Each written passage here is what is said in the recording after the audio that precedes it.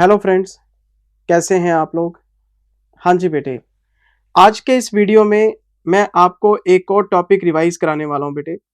और इस टॉपिक का नाम है इंटरनल रिकंस्ट्रक्शन। और आप स्क्रीन पे देख पा रहे हो, मैंने इंटरनल रिकंस्ट्रक्शन स्क्रीन पे लगा दिया है। सारे बच्चों को पता है, सबने सारा सिलेबस पढ़ा हुआ है, तभी तो रिविजनरी वीडियो देख रहे हो। इंटरनल रिकंस्ट्रक्शन के क्वेश्चंस बहुत लेंथी होते हैं।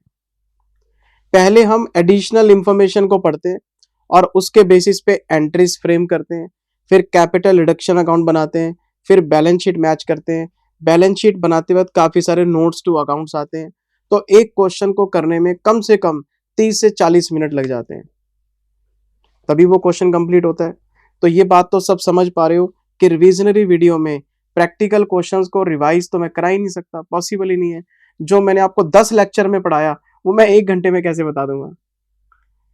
तो मैं इस वीडियो में क्या करने वाला हूं, मैं सारे कॉन्सेप्ट्स को टच करके निकलूंगा।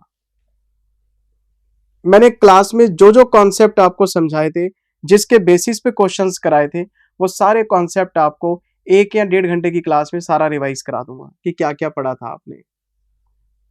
तो सारे बच्चों को पता है, इस चैप्टर के हमने बेटे 4 हिस्से बनाए थे। मैंने इंटरनल रिकंस्ट्रक्शन को 4 हिस्सों में बांट दिया था।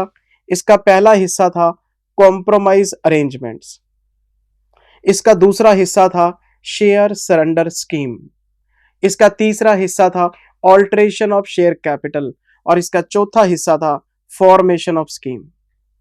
मैंने ये चैप्टर 4 यूनिट्स में बांटा हुआ है। Compromise arrangement, share surrender, alteration of share capital, और चौथा था फॉर्मेशन ऑफ स्कीम। ये हमने 4 यूनिट इस चैप्टर के अंदर बेटे बना रखे हैं। ठीक, मतलब 4 तरह के प्रैक्टिकल क्वेश्चन इस चैप्टर में से पेपर में आ सकते हैं। एक बात मैंने और बताई थी कि या तो पेपर में अमेलगामेशन का क्वेश्चन आता है या फिर इंटरनल रिकंस्ट्रक्शन का आता है। दोनों में से एक क्वेश्चन पेपर में आने के पूरे चांस है। जिस अटेम्प्ट में अमेलगामेशन आता है उसमें इंटरनल नहीं आता, जिसमें इंटरनल आता है उसमें अमेलगामेशन नहीं आता। ये पास्ट ट्रेंड में देखा गया है, जो मैंने अपने 25 साल के करियर में देखा है। और ज्यादातर चांसेस किसके रहते हैं, अमेलगामेशन के। अगर वो 60% प्रोबेबिलिटी के साथ है तो 40% इसकी भी प्रोबेबिलिटी है। ये भी कोई हल्का चैप्टर नहीं है आपका। और हमने इसमें स्टडी मैट का कोना कोना छाना था और सारे कॉन्सेप्ट्स को कवर अप किया था। स्टडी मैट के तकरीबन सारे क्वेश्चन मैंने आपको करा दिए थे। उसके अलावा भी बहुत क्वेश्चन करा रखे हैं। तो मैं इस चैप्टर का रिवीजन स्टार्ट करता हूं बेटे। हमारे पास पहला यूनिट है compromise arrangements. Compromise arrangements, compromise arrangement में क्या होता है, आपको एक बैलेंस शीट दे रखी होती है। चैप्टर का नाम क्या है, इंटरनल रिकंस्ट्रक्शन ऑफ कंपनीज। तो एक बात दिमाग में रखना कि ये चैप्टर सिर्फ कंपनीज पे लागू होता है। इसका पार्टनरशिप इंडिविजुअल के साथ कोई लेना देना नहीं। क्यों, इस पे लगता है सेक्शन 66 ऑफ कंपनीज एक्ट। तो हम सिर्फ कंपनी की बात करते हैं। एक बैलेंस शीट दे रखी होगी। फिर बच्चे सोच रहे हैं जिंदल सर कंपनी है तो शेड्यूल 3 की बैलेंस शीट समझाओ, टी फॉर्मेट वाली बैलेंस शीट क्यों बना रहे हो। तो मैंने क्लास में जब भी आपको कॉन्सेप्ट समझाया, ये टी वाली बैलेंस शीट इसलिए बनाता हूं ताकि डबल एंट्री सिस्टम के हिसाब से आपको पता लगे कि कौन सा अकाउंट किधर जा रहा है। इससे बात को समझना आसान हो जाता है। फॉर्मेट तो बना ही लेंगे, फॉर्मेट का क्या है, क्लास में सारे क्वेश्चन फॉर्मेट से तो किए थे। तो हमने जब क्लास में टॉपिक शुरू किया था, मैंने यही बैलेंस शीट से शुरू किया था और मैंने बोला था पी एंड एल का डेबिट बैलेंस। एक बैलेंस शीट आपको दे रखी होती है, उसमें कंपनी लॉस मेकिंग होती है, और अगर कोई कंपनी लॉस मेकिंग है तो उसके पास प्रॉफिट एंड लॉस का डेबिट बैलेंस होता है। प्रॉफिट कमाती तो पी एंड एल का क्रेडिट बैलेंस होता, रिजर्व एंड सरप्लस में पॉजिटिव नजर आता। अब ये कंपनी लॉस मेकिंग है तो रिजर्व एंड सरप्लस में पी एंड एल का नेगेटिव बैलेंस नजर आता है, और नेगेटिव बैलेंस की वजह से ही इस कंपनी को इंटरनल रिकंस्ट्रक्शन में जाना पड़ता है। अगर कोई कंपनी लॉस मेकिंग है, प्रैक्टिकल बात है कि इसको बंद कर दो, ऐसे बोला था मैंने। और अगर आप इसको चलाना चाहते हो तो फिर आपको अपने सारे इन्वेस्टर्स के साथ कॉम्प्रोमाइज करना पड़ेगा। आपको भी करना पड़ेगा, उनको भी करना पड़ेगा। तो आपके पास शेयर कैपिटल, आपके पास रिजर्व्स, आपके पास लोन्स, और आपके पास करंट लायबिलिटीज।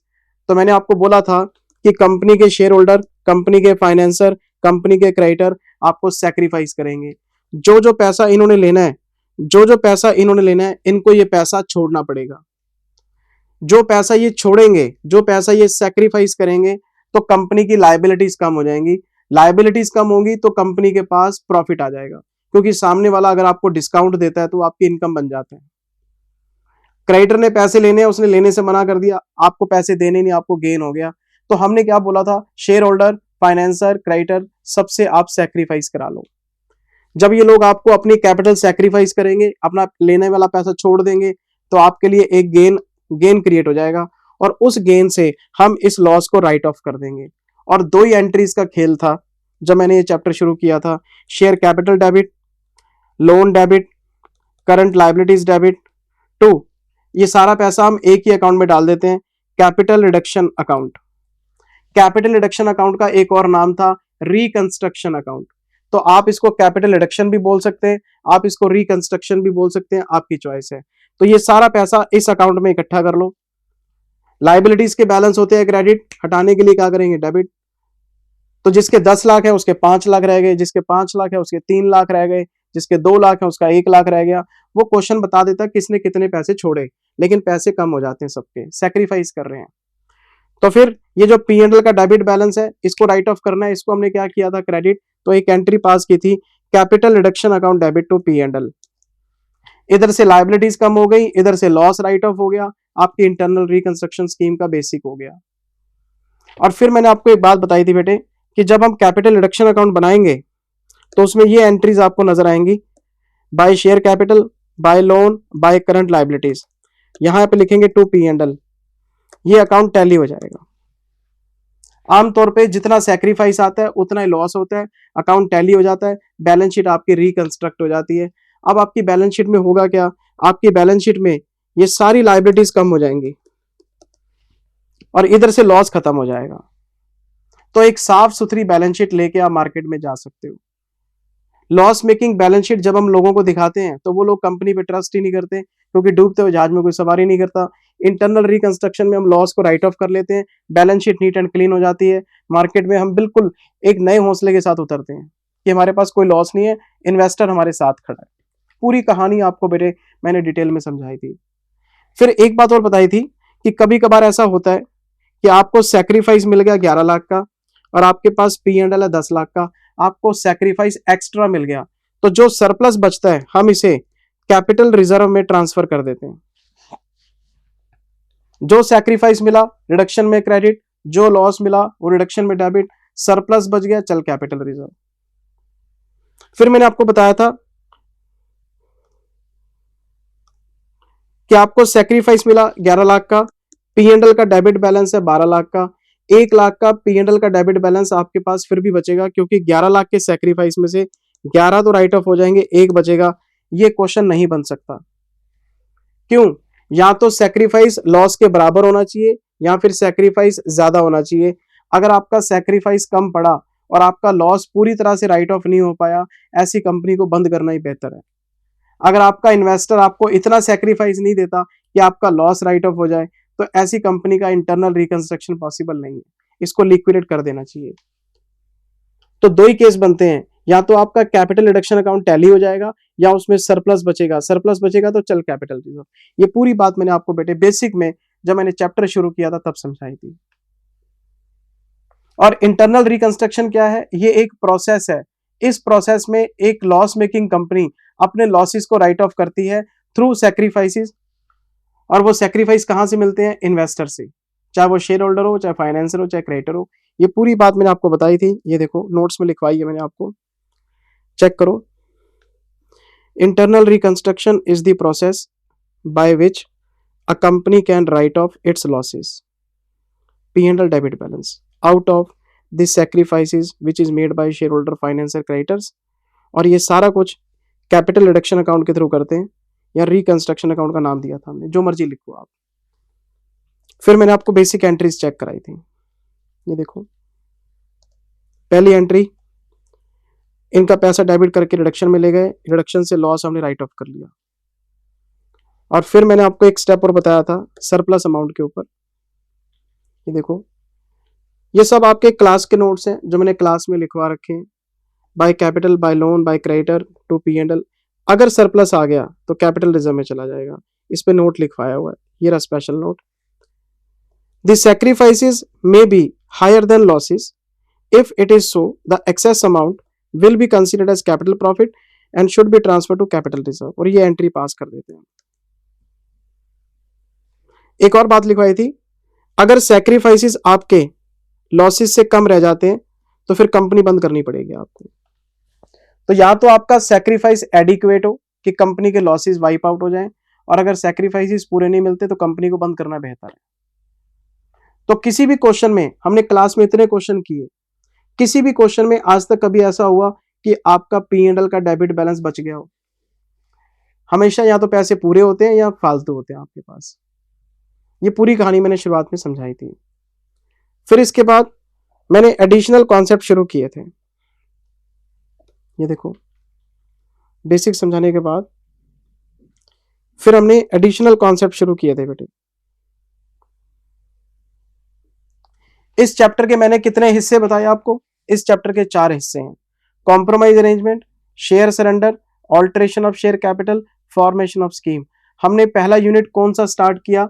हमने स्टार्ट किया कॉम्प्रोमाइज अरेंजमेंट, जिसमें कंपनी का इन्वेस्टर कंपनी के साथ कॉम्प्रोमाइज करता है, सैक्रिफाइस देता है, लॉस को राइट ऑफ कराता है.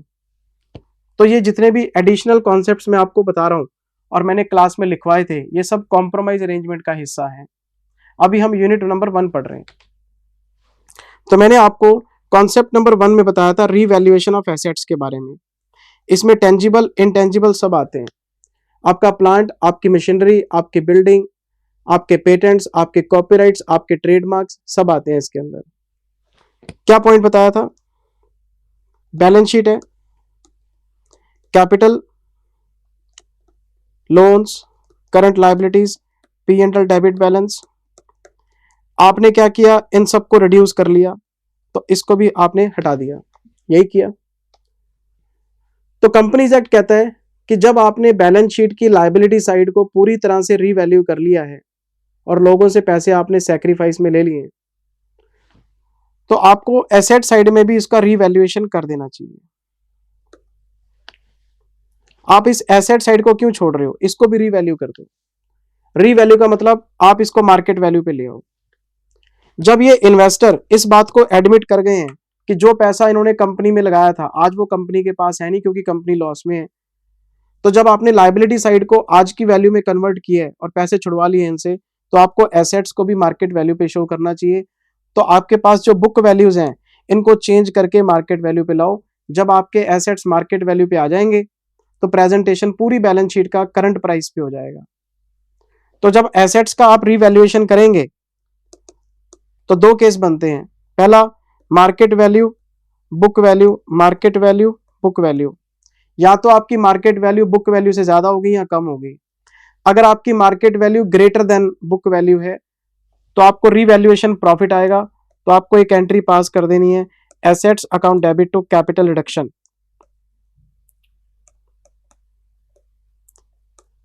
और अगर एसेट्स की मार्केट वैल्यू उनकी बुक वैल्यू से कम है तो आपको एसेट्स को कम करना पड़ेगा और आपको एक एंट्री पास करनी पड़ेगी, capital reduction account debit to assets. Market value ज्यादा है तो वैल्यू बढ़ा दो, वैल्यू बढ़ाएंगे तो आपको प्रॉफिट हो जाएगा. अगर मार्केट वैल्यू कम है तो आपको वैल्यू कम करनी पड़ेगी, आपको लॉस हो जाएगा. लेकिन जो भी नफा नुकसान होगा एसेट्स की रीवैल्यूएशन पे आप सारी एंट्रीज को कैपिटल रिडक्शन में डालोगे, क्योंकि इंटरनल रिकंस्ट्रक्शन के टाइम पे सारी की सारी एंट्रीज कैपिटल रिडक्शन अकाउंट के थ्रू पास होती हैं. आपको कोई प्रॉफिट होगा तो भी रिडक्शन में, आपको कोई लॉस होगा तो भी रिडक्शन में. तो आप किसी लायबिलिटी को रीवैल्यू करें या एसेट को रीवैल्यू करें, सब रिडक्शन के थ्रू करना आपने. तो आपकी जो बैलेंस शीट है वो आज की पोजीशन में कन्वर्ट हो जाएगी. फिर मैंने आपको कुछ इसमें भी इंपॉर्टेंट पॉइंट्स बताए थे, अगर आपको याद हो तो. पहला पॉइंट, आपने प्रैक्टिकल क्वेश्चन लिया, उस प्रैक्टिकल क्वेश्चन में बैलेंस शीट में 5 एसेट्स हैं लेकिन आपको मार्केट वैल्यू दे रखी है बाकी के सिर्फ 3 एसेट्स की. आपके पास प्लांट है, आपके पास बिल्डिंग है, आपके पास स्टॉक है, आपके पास डेटर्स हैं, आपके पास फर्नीचर है. इसकी मार्केट वैल्यू दे रखी है, इसकी मार्केट वैल्यू दे रखी है, इसकी मार्केट वैल्यू दे रखी है. डेटर्स की मार्केट वैल्यू का मतलब डेटर्स की रियलाइजेबल वैल्यू, कि कितने पैसे आएंगे, लेकिन इसके बारे में कुछ नहीं बताया। ना स्टॉक की मार्केट वैल्यू है, ना फर्नीचर की मार्केट वैल्यू है, क्वेश्चन साइलेंट है। तो मैंने आपको क्लास में बताया था पहले पॉइंट में कि अगर किसी एसेट की मार्केट वैल्यू ना दे रखी हो तो उसका रीवैल्यूएशन करने की जरूरत नहीं, हम इन दोनों को बुक वैल्यू पे ही बैलेंस शीट में शो कर देंगे। मार्केट वैल्यू दे रखी है तो रीवैल्यूएशन कर दो, नहीं दे रखी तो जो बुक वैल्यू पड़ी है उसको एज इट इज नई वाली बैलेंस शीट में दिखा देंगे विदाउट एनी रीवैल्यूएशन। हम ये मान लेंगे इसकी मार्केट वैल्यू बुक वैल्यू बराबर है। लेकिन एक पॉइंट और बताया था इसके नीचे एक्सेप्शन में, और वो था गुडविल। मान लो क्वेश्चन में गुडविल है 10,000 रुपए की, आपने एक बैलेंस शीट ली, बैलेंस शीट के अंदर गुडविल दे रखी है 10,000 रुपए की, हमने एडिशनल इंफॉर्मेशन पढ़ी, मार्केट वैल्यू दे रखी है 5,000, तो मैं बिल्कुल सेटिस्फाइड हूं कि गुडविल की मार्केट वैल्यू बता गया, 10,000 की गुडविल 5,000 की रह गई है, तो 5,000 को आप उड़ा दो, मार्केट वैल्यू कम हो गई है, मैं एंट्री पास कर लूंगा, capital reduction account debit to goodwill, goodwill को मैं कम कर दूंगा, 10,000 से 5,000 पे ले आऊंगा, क्योंकि क्वेश्चन ने बताया मुझे। लेकिन दूसरा केस, गुडविल की वैल्यू है 10,000, लेकिन गुडविल की मार्केट वैल्यू के बारे में पता नहीं। अगर तो मार्केट वैल्यू दे रखी है गुडविल की तो क्वेश्चन के हिसाब से चलो, और अगर क्वेश्चन में गुडविल की मार्केट वैल्यू पे साइलेंट है ये, तो फिर आप गुडविल को बुक वैल्यू पे शो नहीं करोगे, आप इसको 0 मान लोगे, और गुडविल को 100% आपने राइट ऑफ करके आना है। या तो क्वेश्चन गुडविल की मार्केट वैल्यू बता दे, और अगर नहीं बताएगा मैं इसको 0 मान लूंगा। उसका रीजन, कंपनी इंटरनल रिकंस्ट्रक्शन में कंपनी लोगों से सैक्रिफाइस मांग रही है लॉसेस को राइट ऑफ करने के लिए। लॉस मेकिंग कंपनी की कैसी गुडविल, गुडविल को 0 करो आप। जिस कंपनी की गुडविल है उसके पास तो प्रॉफिट होने चाहिए, गुडविल का मतलब ही प्रॉफिट मेकिंग एंटिटी है। तो यहां तो गुडविल की मार्केट वैल्यू बता दे, नहीं बताएगा तो मैं 0 मान लूंगा। तो मैंने आपको क्या बताया, पहला केस, एसेट्स की मार्केट वैल्यू गिवन है, अगर एसेट्स की मार्केट वैल्यू गिवन है, वो ज्यादा हो सकती है कम हो सकती है बुक वैल्यू के कंपैरिजन में, कोई दिक्कत नहीं, रीवैल्यूएशन की एंट्री डाल दो। मार्केट वैल्यू ज्यादा है तो प्रॉफिट की एंट्री डाल दो, कम है तो लॉस की एंट्री डाल दो। दूसरा केस, अगर किसी एसेट की मार्केट वैल्यू नहीं दे रखा तो कोई एंट्री नहीं बनेगी, उसको बुक वैल्यू पे शो करके आ जाएंगे।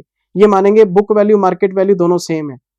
स्टॉक अगर 10,000 का है तो 10,000 का नई बैलेंस शीट में दिखा देंगे, हम एज इट इज चलेंगे। लेकिन ये पॉइंट गुडविल पे लागू नहीं होता, या तो गुडविल की मार्केट वैल्यू बतानी पड़ेगी, नहीं बताएगा तो मैं गुडविल को 0 मान लूंगा, क्योंकि लॉस मेकिंग कंपनी की गुडविल खत्म हो जाती है। ये आपको पूरी बात समझाई थी मैंने आपको, ये देखो समझाइए तो लिखवाई भी होगी बेटे। ये रिवैल्यूएशन की बात हो रही थी हमारी पहले कॉन्सेप्ट के अंदर। ये पहला केस है, अगर मार्केट वैल्यू एसेट्स की ज्यादा है, अगर मार्केट वैल्यू हायर है तो प्रॉफिट की एंट्री बन जाएगी, being upward revaluation made, assets to reduction, assets की वैल्यू बढ़ा दो। दूसरा केस, अगर मार्केट वैल्यू कम है, मार्केट वैल्यू कम है तो एसेट्स की वैल्यू कम करनी पड़ेगी, एसेट्स के बैलेंस होते हैं डेबिट, उसको कम करने के लिए करना पड़ेगा क्रेडिट, तो एंट्री पास हो जाएगी रिडक्शन टू एसेट्स। फिर आपको एक स्पेशल नोट लिखवाया, if market value of any asset is not given, अगर मार्केट वैल्यू नहीं पता तो हम उसे बुक वैल्यू पे ही कैरी कर लेंगे, ठीक है जी। एक्सेप्शन, अगर मार्केट वैल्यू गुडविल की नहीं बताएगा आपको तो हम इसको बुक वैल्यू पे कैरी नहीं कर सकते, हम इसको 0 कर देंगे, इसको फुली राइट ऑफ कर देंगे। क्या लिखवाया हुआ है, we will write off it fully assuming that it has no value. Loss making company की गुडविल 0 मान लेते हैं फिर हम, या तो क्वेश्चन मार्केट वैल्यू बता दे या फिर 0। तो आमतौर पे मार्केट वैल्यू की एब्सेंस में बुक वैल्यू को ही हम कैरी कर लेते हैं, लेकिन गुडविल की बुक वैल्यू 0 करके चलनी है आपने, और हम इसको पूरी तरह से राइट ऑफ कर देंगे। ये बात आपको याद रखनी पड़ेगी पेपर में, आपकी कॉपी में आपको बात मैंने बताई थी।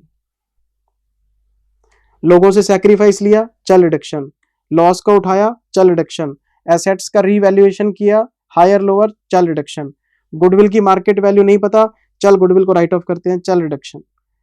गुडविल का बैलेंस होता है डेबिट, राइट ऑफ करने के लिए क्या करेंगे क्रेडिट, एंट्री क्या बनेगी रिडक्शन टू गुडविल, गुडविल खत्म हो गई।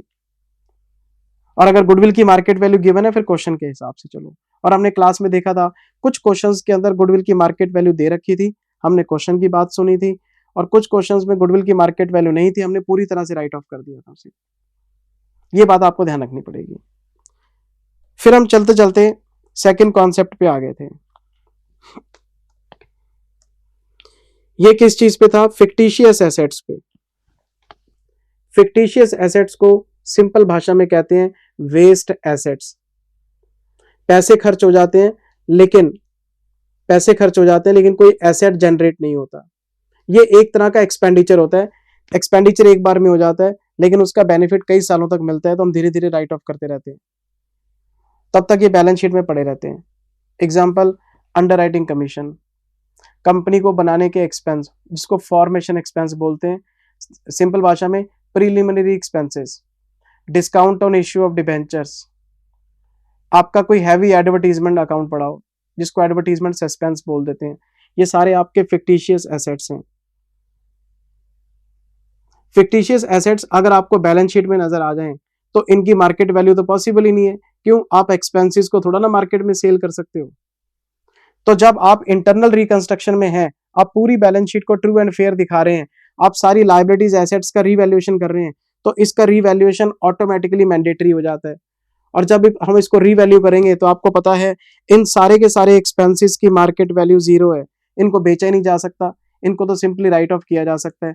तो जब इनकी मार्केट वैल्यू जीरो है और बुक्स में पड़े हैं तो इंटरनल रिकंस्ट्रक्शन के टाइम पे आपको 100% इनको वाइप आउट करना पड़ेगा। आपके प्रैक्टिकल क्वेश्चन में लिखा हो या ना लिखा हो हमें फर्क ही नहीं पड़ता। बाकी के एसेट्स के लिए क्वेश्चन बोलेगा इसको रीवैल्यू करो, इसको मत करो, इसको करो, इसको मत करो, लेकिन इनके लिए क्वेश्चन साइलेंट रहेगा। अगर क्वेश्चन साइलेंट भी है, मैंने क्वेश्चन उठाया, क्वेश्चन में लिखा हुआ है प्रीलिमिनरी एक्सपेंसेस को हटा दो, अच्छा जी एडवर्टीजमेंट को हटा दो, discount on issue of debenture को हटा दो, मैंने बोला क्यों बता रहा है, हमें तो हटाना ही था, हम तो हटाएंगे ही, क्वेश्चन में लिखा हो या ना लिखा हो। क्यों? ये फिक्टिशियस एसेट्स हैं, इनकी वैल्यू जीरो है, और जब हम बैलेंस शीट रीवैल्यू करने बैठे हैं तो पूरी तरह से रीवैल्यू करेंगे, इसको जीरो कर देंगे। एसेट्स के बैलेंस होते हैं डेबिट, हटाने के लिए करेंगे क्रेडिट, एक एंट्री डाल देंगे capital reduction account debit to fictitious assets. Question में लिखा हो या ना लिखा हो पूरे के पूरे हटा देना। फिर बच्चे का व्हाट्सएप के ऊपर डाउट आता है कि जिंदल सर आप इतनी सारी चीजें हटवा रहे हो, अगर आपको पैसे कम पड़ गए तो क्या लोग आपको इतना सेक्रीफाइस देते हैं कि ये सारी चीजें राइट ऑफ हो जाती हैं? तो मैंने क्लास में क्या बताया था, पहले स्कीम ड्रॉ होती है। ये तो क्वेश्चन में नजर आता है कि इसका सैक्रिफाइस आ गया, ये हटा दिया। प्रैक्टिकल लाइफ में उल्टा चलते हैं। प्रैक्टिकल लाइफ में पहले हम अपनी नीड निकालते हैं कि हमें जरूरत कितने पैसे की है, उसमें हम सारी चीजें कंसिडर कर लेते हैं, ये हटाना है, ये हटाना है, ये हटाना है, ये हटाना है, इतने पैसे की जरूरत है, फिर लोगों से सैक्रिफाइस मांगते हैं। पैसा कभी कम नहीं पड़ता। और प्रैक्टिकल क्वेश्चन की टेंशन मत लिया करो, हो जाएगा। मैं कौन सा पहली बार पढ़ा रहा हूं, जो कह दिया वो कर दो, क्वेश्चन टैली हो जाएगा, आपका विश्वास रखा करो। डाउट की नजर से मत देखा करो कि पैसे कम पड़ेंगे, आज तक नहीं कम पड़े। अगर कोई चैप्टर पहली बार पढ़ा रहे हो तो आप मानो 25 साल हो गए इन चैप्टरों के साथ खेलते हुए। तो ये देखो आप, as per the provisions company should write off all fictitious assets if these assets are carried in the balance sheet. अगर बैलेंस शीट में नजर आ जाए उड़ा दो। At the time of internal reconstruction, ये देखो क्या वर्ड यूज किया, whether it is required by question और not, because these assets shall always have nil value. इनकी कोई वैल्यू होती नहीं, इनको हटा देना ही बेहतर है, ये एंट्री पास कर देंगे। पैसा कभी कम नहीं पड़ता। आपने कौन सा क्वेश्चन नहीं किए हुए, आपने तो भी सारा चैप्टर देखा ही हुआ।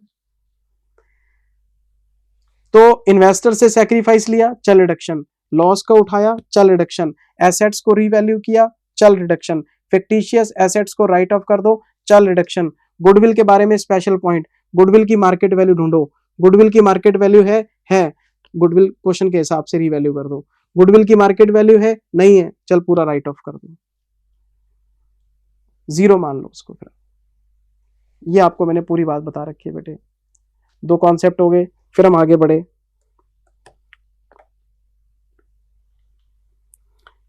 फिर हम आ गए थे तीसरे कॉन्सेप्ट में। ये देखो अभी तक हमने क्या फॉर्मेट बनाया, हमने फॉर्मेट ये बना दिया, शेयर कैपिटल यहां आएगा, फाइनेंसर का सेक्रीफाइस भी आएगा, करंट लाइबिलिटीज का सेक्रीफाइस आएगा, फिर टू एसेट्स आएगा, बाय एसेट्स आएगा। अगर एसेट्स की वैल्यू बढ़ती है तो प्रॉफिट है, वैल्यू कम होती है तो फिर गुडविल आएगी, और फिर फिक्टिशियस एसेट्स को भी राइट ऑफ करेंगे। ये आपका सेक्रीफाइस है और प्रॉफिट है, ये आपका लॉस है। और अगर कोई सरप्लस आ गया लास्ट में, उसको उठा के कैपिटल रिजर्व में ट्रांसफर कर देंगे हम।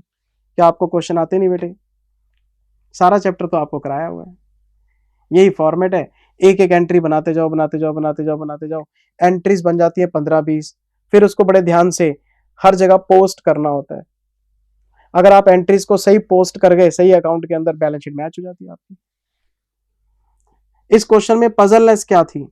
इस चैप्टर के अंदर एक ही पजलनेस है, नंबर ऑफ एंट्रीज ज्यादा है, और अगर कोई एंट्री पोस्ट करने से रह गई, आपका फोकस हट गया, बैलेंस शीट कभी मैच नहीं होगी। ये क्वेश्चन होते ही फोकस के साथ है। एक एक पॉइंट पढ़ते चलो क्वेश्चन के अंदर, एंट्रीज बनाते चलो, पॉइंट एंट्री, बस क्वेश्चन खत्म हो जाएगा फिर। अच्छा, फिर मैं आ गया कॉन्सेप्ट नंबर 3 पे।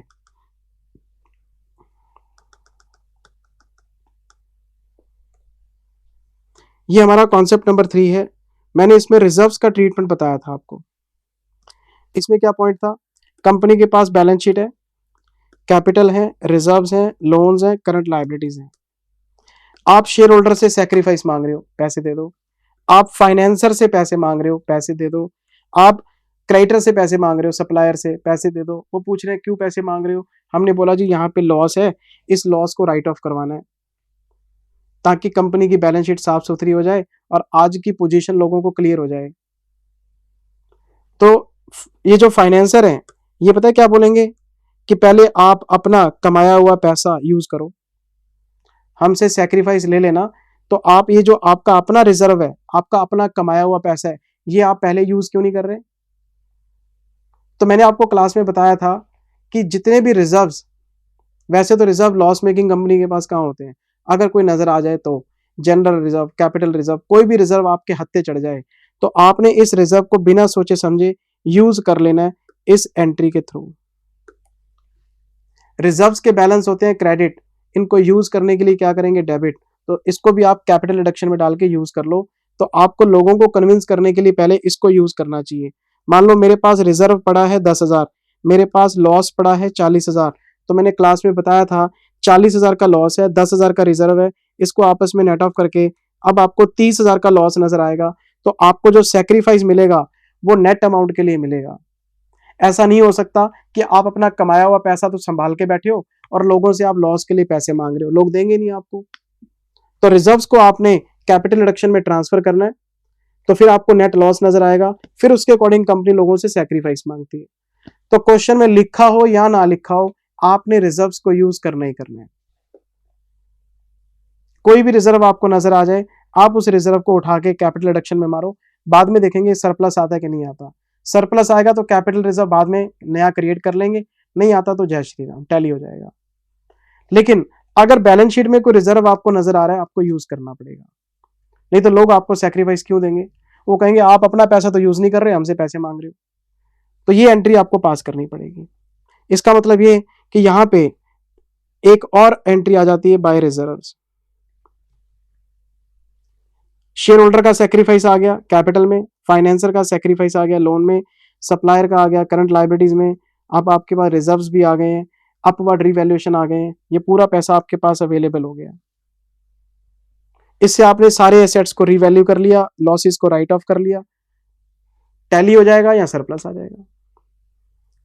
ये आपका चैप्टर था, यही पढ़ाया था बेटे आपको। अच्छा, फिर हम चलते चलते कॉन्सेप्ट नंबर 4 पे आ गए थे। ये बड़ा खतरनाक पॉइंट था, कॉन्सेप्ट नंबर 4। ये क्या था? Arrangement of new funds. बच्चे इसमें मेरे से लड़ने शुरू कर देते हैं, बच्चे इसमें फाइट करते हैं मेरे साथ। आपको क्वेश्चन में लिखा मिलता था कि सैक्रिफाइस हो गया, लॉसेस राइट ऑफ हो गए, सब कुछ ठीक ठाक हो गया, जाते जाते एक लास्ट पॉइंट में एक एंट्री लिखवा जाता था कि कंपनी ने अपने एग्जिस्टिंग शेयर होल्डर को न्यू शेयर्स के लिए रिक्वेस्ट किया है और उन्होंने पैसे दे दिए हैं। 1:1 की रेशो में। तो बच्चे फाइट करते थे कि क्या शेयर होल्डर की अकल मारी हुई है, जो पैसा उन्होंने कंपनी में लगाया था वो तो डूब गया, वो तो सैक्रिफाइस में चला गया, थोड़े बहुत पैसे बच गए। अब कंपनी इनको फिर न्यू इश्यू के लिए बोल रही है और ये पैसे दे रहे हैं, तो ये कंपनी में दोबारा पैसे क्यों दे रहे हैं? लॉस मेकिंग कंपनी के शेयर कौन बाय करता है? तो अगर कोई कंपनी नए शेयर इश्यू करे, नए डिबेंचर इश्यू करे, उसको बोलते हैं अरेंजमेंट ऑफ फंड्स, और एंट्री पास हो जाती है bank account debit to equity share capital, bank account debit to debenture, bank account debit to preference share capital. तो मैंने आपको क्लास में बोला था, जो लोग पैसा दे रहे हैं उनको तकलीफ नहीं है, तो आपको तकलीफ हो रही है। ये हमेशा मैं बोलता हूं क्लास के अंदर। न्यू इश्यू का मतलब क्या है? कंपनी को पैसे की जरूरत है, कंपनी ने न्यू इश्यू निकाला, लोगों ने सब्सक्राइब कर लिया, लॉस मेकिंग कंपनी के शेयर हाथों हाथ बिक गए। तो फिर बच्चा पूछता सर ऐसे इन्वेस्टर कहां से ढूंढ के लाते हो? मुझे नहीं पता सर, आज के प्रैक्टिकल वर्ल्ड में पॉसिबल नहीं है। लॉस मेकिंग कंपनी की वापसी बहुत मुश्किल होती है सर। लेकिन अगर क्वेश्चन कह रहा है न्यू इश्यू किया डिबेंचर का, न्यू इश्यू किया शेयर्स का और पैसे आ गए हैं, तो आप एक एंट्री पास कर देना, bank account debit to capital, bank account debit to debenture. इस एंट्री का एक इफेक्ट तो बैंक अकाउंट में चला जाता है, एक इफेक्ट कैपिटल अकाउंट में या आपका डिबेंचर अकाउंट में चला जाता है। एक तरफ से कैश बढ़ गया, एक तरफ से शेयर कैपिटल बढ़ गई, एक तरफ से कैश बढ़ गया, एक तरफ से डिबेंचर बढ़ गए। लोग बेवकूफ बनाते हैं इन्वेस्टर्स को, पहले उनसे सैक्रिफाइस लेके बैलेंस शीट ठीक कर लेते हैं, अब उनको कहते हैं यार जब आपने इतना कुछ किया है तो काम करने के लिए थोड़े से पैसे भी दे दो, तो वर्किंग कैपिटल के अरेंजमेंट के लिए हम इश्यू कर देते हैं, पैसा आ जाता है। लोगों ने अपना दिया हुआ पैसा छोड़ दिया और पैसे दे दिए। तो कुछ बातें प्रैक्टिकल नहीं लगती इस चैप्टर में, लेकिन अगर लोग दे रहे हैं पैसा, ले लो, क्या दिक्कत है। तो मैंने आपको इसकी एक एंट्री पास कराई थी, ये देखो,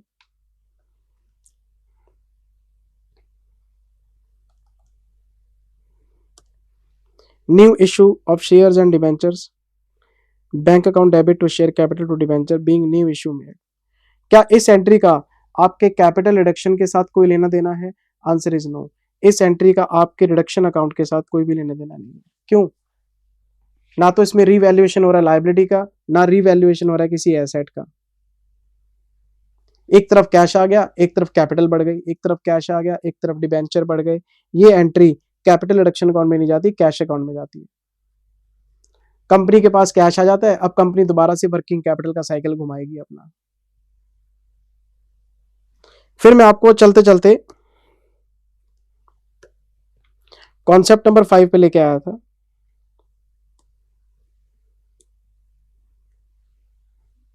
कॉन्सेप्ट नंबर 5,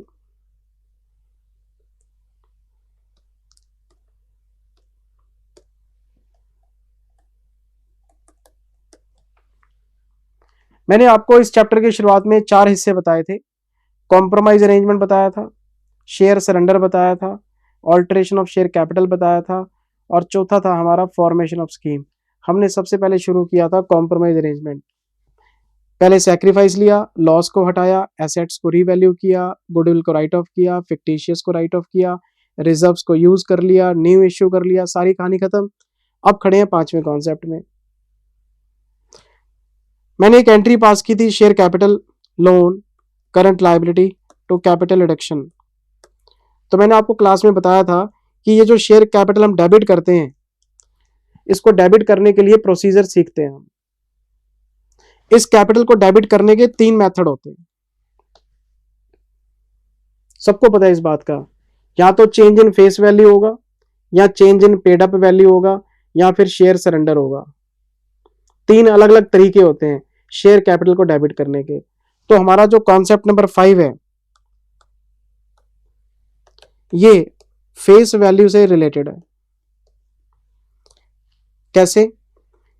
किसी भी क्वेश्चन में कन्वर्जन वर्ड आ सकता है, किसी भी क्वेश्चन में रिटर्न डाउन वर्ड आ सकता है, किसी भी क्वेश्चन में रीडिजाइन लिखा हो सकता है, और किसी भी क्वेश्चन में रिडक्शन वर्ड आ सकता है। इन चारों में से कोई भी वर्डिंग आ जाए, इन चारों में से कोई भी वर्डिंग आ जाए, हम ये मान लेंगे कि चेंज इन फेस वैल्यू का कॉन्सेप्ट है। नहीं समझे? कंपनी की बैलेंस शीट में शेयर कैपिटल है 10,000 शेयर्स, ऑफ 10 ईच, 1 लाख रुपए। ठीक है जी। कंपनी इन शेयर होल्डर को कहती है आप हमें 50% सैक्रिफाइस कर दो।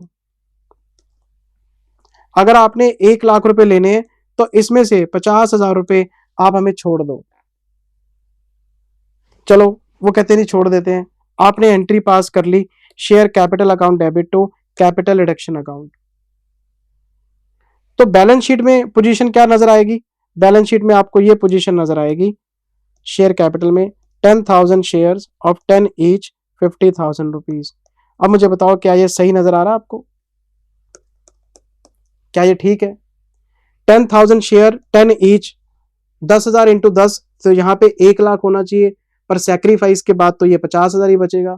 तो क्या आपके नंबर ऑफ शेयर, क्या आपकी फेस वैल्यू इस अमाउंट को जस्टिफाई कर सकती है? तो मैंने आपको बोला था कि इसको मैच तो करके देना पड़ेगा। तो इसको मैच करने का ये तरीका है कि आप इस फेस वैल्यू को 5 रुपए का बना लो। तो जब मैं 10 रुपए की फेस वैल्यू को हटा के 5 रुपए की फेस वैल्यू कर दूंगा तो 10,000 इंटू 5 50,000 ये आपका मैच हो जाएगा।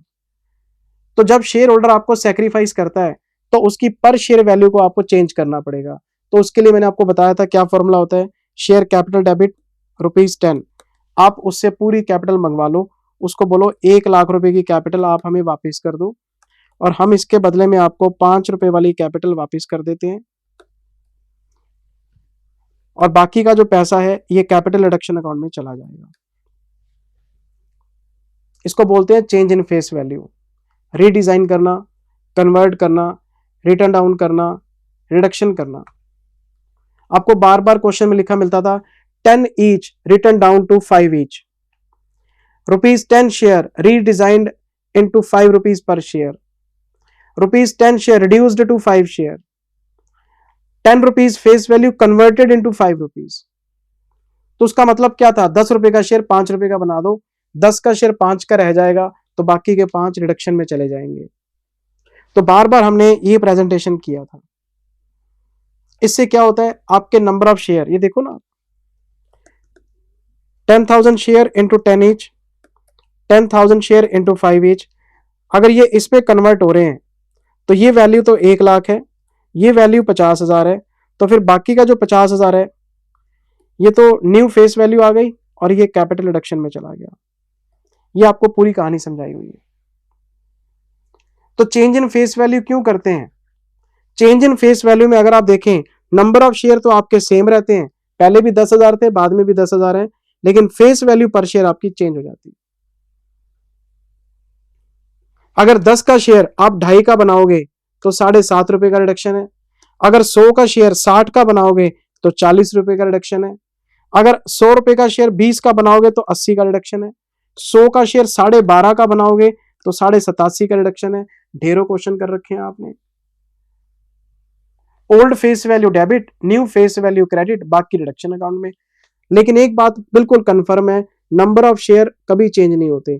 जो नंबर ऑफ शेयर पहले होते हैं वही नंबर ऑफ शेयर बाद में होते हैं, फेस वैल्यू पर शेयर चेंज हो जाती है। और मैंने आपको लगातार सारे question change in face value के कराए थे, और जब फेस वैल्यू पे आपकी ग्रिप हो गई थी फिर मैं आपको पेड अप वैल्यू पे लेके गया था, क्योंकि कैपिटल के ऊपर 3 कॉन्सेप्ट लगते हैं, फेस वैल्यू चेंज करना, पेड अप वैल्यू चेंज करना और सरेंडर चेंज करना, नंबर ऑफ शेयर का कॉन्सेप्ट। अभी एक हमने रिवाइज किया है, यही किया था ना, ये देखो आप।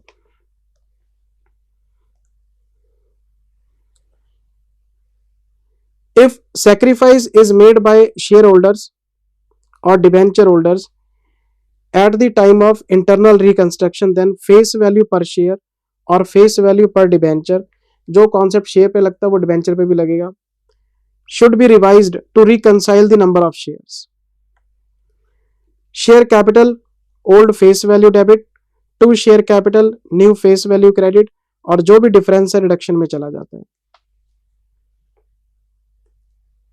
तो कैपिटल के लिए आपको फेस वैल्यू चेंज करनी ही पड़ेगी, तभी आपका सैक्रिफाइस रिकॉर्ड हो सकता है। फिर हम चलते चलते कॉन्सेप्ट नंबर 6 पे आ गए थे, change in name of company. आपको पता है इस बात का, जब कोई कंपनी इंटरनल रिकंस्ट्रक्शन में जाती है तो कंपनी का नाम बदल जाता है। जैसे पहले कंपनी का नाम था एक्स लिमिटेड, तो बाद में कंपनी का नाम हो जाएगा एक्स लिमिटेड एंड रिड्यूस्ड। अगर पहले कंपनी का नाम था राम लिमिटेड, अब हो जाएगा Ram limited and reduced. Y limited हो जाएगी वाई लिमिटेड एंड रिड्यूस्ड। दो स्पेशल वर्ड्स आपको ऐड करने पड़ेंगे, एंड रिड्यूस्ड। और कंपनी को 5 साल का टाइम दिया जाएगा, 5 years। अगर कंपनी 5 साल इंटरनल रिकंस्ट्रक्शन के फेज में से बाहर आ जाती है तो कंपनी चलती रहेगी। मतलब 5 साल दिए कि आप प्रॉफिट में टर्न बैक कर लो, आप लॉस में हो, लोगों से सैक्रिफाइस लिया, स्कीम बना ली, ठीक है। अब 5 साल के अंदर अंदर प्रॉफिट रिकॉर्ड करना स्टार्ट करो और लोगों से जो सैक्रिफाइस लिया था लोगों को वापस करो। और अगर 5 साल में आपकी वापसी नहीं होती, कंपनी को बंद कर दो। तो इंटरनल रिकंस्ट्रक्शन के बाद कंपनी को 5 साल मिलते हैं रिवाइव करने के लिए, और अगर कंपनी रिवाइव नहीं होती, कंपनी बंद हो जाएगी। In case company is not able to recover from the losses within 5 years, it will be liquidated. ये पूरी कहानी आपको सुनाई थी बेटा। फिर इसके बाद देखो क्या क्या कॉन्सेप्ट बता दिए। पहला कॉन्सेप्ट एसेट्स का रीवैल्यूएशन, दूसरा फिक्टिशियस एसेट्स, तीसरा रिजर्व्स, चौथा अरेंजमेंट ऑफ न्यू फंड्स, पांचवा फेस वैल्यू को चेंज करके दिखाना पड़ेगा आपको, नहीं तो कैपिटल का रिडक्शन कैसे रिकॉर्ड करोगे, और सिक्स्थ कंपनी का नाम चेंज करना पड़ेगा आपको। और फिर इसके बाद क्वेश्चन स्टार्ट हो गए थे हमारे। पार्ट 2 का मतलब क्या है, लेक्चर नंबर 2। ये देखो क्वेश्चन नंबर 1 पहले कराया आपको, सारी एंट्रीज कराई एक एक करके, बड़े प्यार से नरेशन लिखवाए। फिर ये बैलेंस शीट बनाई,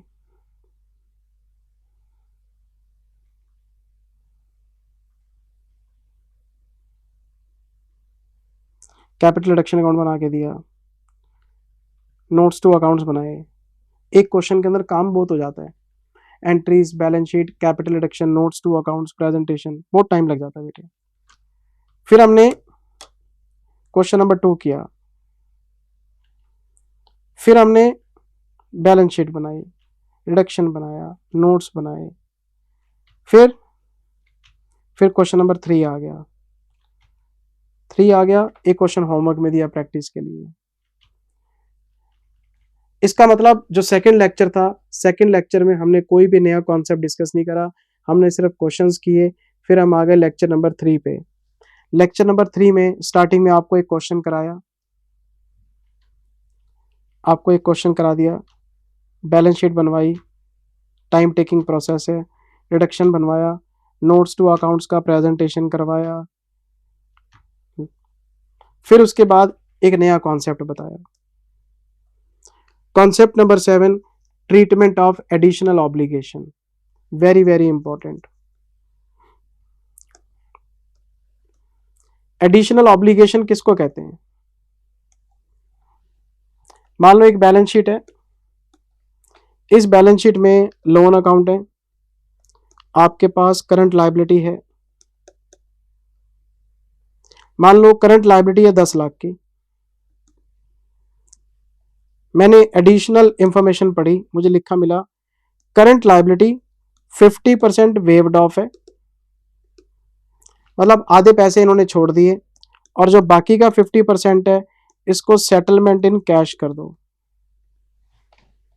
आधे पैसे छोड़ दिए और आधी पेमेंट कर दो, तो आप एक एंट्री पास करोगे, current liability debit 10 lakh, to reduction account 5 lakh, इन्होंने आधे पैसे छोड़ दिए हैं, टू बैंक 5 लाख, आधे पैसे पे कर दो इनको।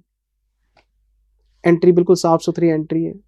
लेकिन मैंने एडिशनल इंफॉर्मेशन में फिर पढ़ा, मुझे लिखा मिला रिकंस्ट्रक्शन एक्सपेंसेस 10,000 रुपए पेड। मैंने बैलेंस शीट पढ़ी, मुझे बैलेंस शीट की लायबिलिटी साइड में कहीं भी रिकंस्ट्रक्शन एक्सपेंस के नाम की कोई लायबिलिटी नजर नहीं आ रही। करंट लायबिलिटी थी, मैंने करंट लायबिलिटी के नाम से एंट्री पास कर दी, मेरे पास खाता था, उसका अकाउंट था, अकाउंट क्लोज कर दिया। लेकिन जब मैं रिकंस्ट्रक्शन एक्सपेंसेस की पेमेंट की बात करता हूं, मुझे यहां पे कोई भी नया अकाउंट दिख ही नहीं रहा। तो मैंने क्लास में बताया था, एडिशनल ऑब्लिगेशन का मतलब है आप एक ऐसी लायबिलिटी की सेटलमेंट करने जा रहे हो जो बैलेंस शीट का हिस्सा नहीं है। आपको एक्स्ट्रा में ये लायबिलिटी मीट करनी पड़ेगी। तो जब आप एक नई लायबिलिटी के दर्शन करते हैं जो बैलेंस शीट में नजर नहीं आ रही, तो उसका अकाउंट ही नहीं है आपके पास, और जब उसका अकाउंट नहीं है तो फिर इसकी डायरेक्ट एंट्री कैपिटल रिडक्शन के थ्रू भी होगी। मेरी बात अभी भी नहीं समझे? अगर तो बैलेंस शीट के अंदर लायबिलिटी का अकाउंट खुला हुआ है तो लायबिलिटी अपने नाम से क्लोज हो सकती है, पर अगर लायबिलिटी का अकाउंट ही नहीं है तो आप क्लोज किसको करोगे? इसका मतलब ये एडिशनल लायबिलिटी है। एडिशनल लायबिलिटी का मतलब ये एडिशनल पेमेंट है। एडिशनल पेमेंट का मतलब आपको लॉस हो गया। पैसे आएंगे तो प्रॉफिट, जाएंगे तो लॉस। तो जितने भी नफे नुकसान है आपको अच्छी तरह से पता है। आप एक ही अकाउंट के थ्रू करते हैं, capital reduction account debit to bank, 10,000 रुपए। और हम नरेशन में लिख देंगे बीइंग रिकंस्ट्रक्शन एक्सपेंसेस पेड। और मैंने क्रक्स बताया था कि एडिशनल ऑब्लिगेशन में जितने पैसे आपकी जेब से निकलेंगे वो आपका लॉस है, वो रिडक्शन में डेबिट कर देना। और आपको मैंने लॉजिक बताया था कि अगर आपको ये एंट्री कन्विंसिंग नहीं लग रही तो कोई बात नहीं, तो फिर आप ऐसा करो, पहले एक लायबिलिटी का रीवैल्यूएशन करो। लायबिलिटी का रीवैल्यूएशन कैसे होगा? पहले आप इसको इरेज करो अपनी बुक्स के अंदर।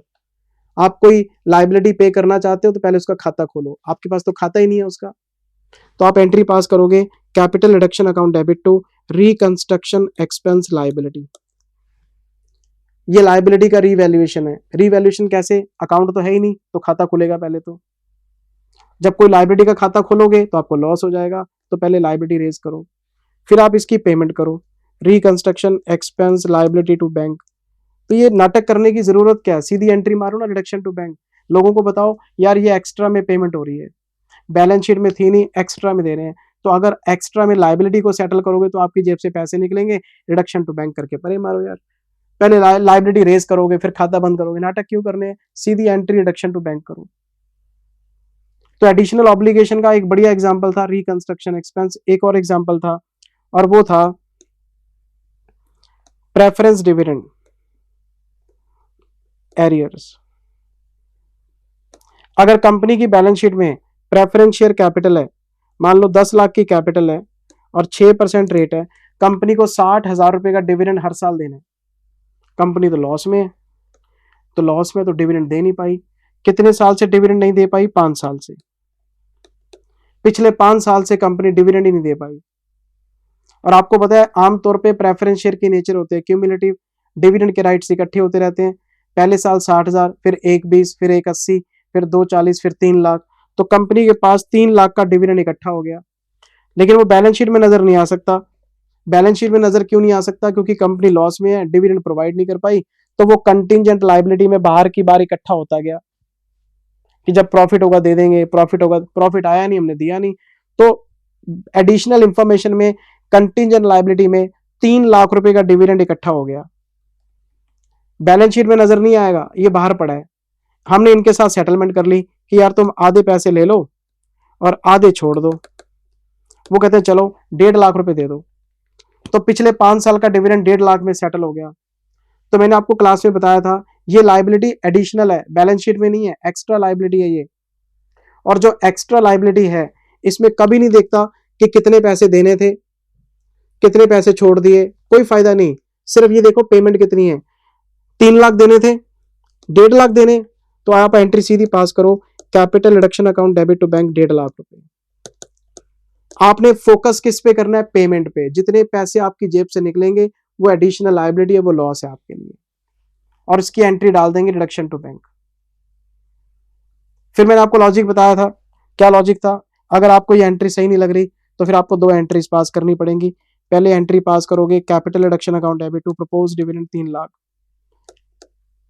पहले 3 लाख की लायबिलिटी को बुक्स में लेके आओ, क्योंकि बुक्स में तो डिविडेंड है ही नहीं ना, लॉस में थे आप। तो लायबिलिटी रेज करो, फिर आप एक एंट्री पास करो propose dividend account debit 3 lakh to reduction account 1.5 lakh, क्योंकि आधे छोड़ दिए और आधे पे हो गए। तो मैंने क्लास में आपको कितने प्यार से समझाया था कि 3 लाख लायबिलिटी मान रहे हो, फिर 1.5 लाख को आप अपना प्रॉफिट मान रहे हो। 3 लाख को पहले रिडक्शन में डेबिट करोगे, फिर 1.5 लाख को आप गेन मानोगे। ये क्या नाटक चल रहे हैं? सीधी पेमेंट मारो ना 1.5 लाख की। तो एडिशनल ऑब्लिगेशन में सिर्फ और सिर्फ पेमेंट देखनी है, ना कभी ग्रॉस अमाउंट देखनी है, ना सैक्रिफाइस देखना है। अपना फोकस रखो बिल्कुल तीर के निशाने की तरह कि मैंने सिर्फ पेमेंट लेनी है। तो प्रेफरेंस डिविडेंड क्वेश्चन में कितना भी दिया हो, बस ये देखा करो पेमेंट कितनी है। रिकंस्ट्रक्शन एक्सपेंसेस की पेमेंट कितनी है। अगर कोई पेनल्टी आ रही है, कोई आपने कॉन्ट्रैक्ट कैंसिल कर दिया, उसका कोई कॉम्पनसेशन देना है, कोई पेनल्टी देनी है, पेमेंट कितनी है। ढेरों क्वेश्चन किए हैं बेटे आपने क्लास के अंदर, और हमेशा एक ही एंट्री पे फोकस किया हमने, capital reduction account debit to bank.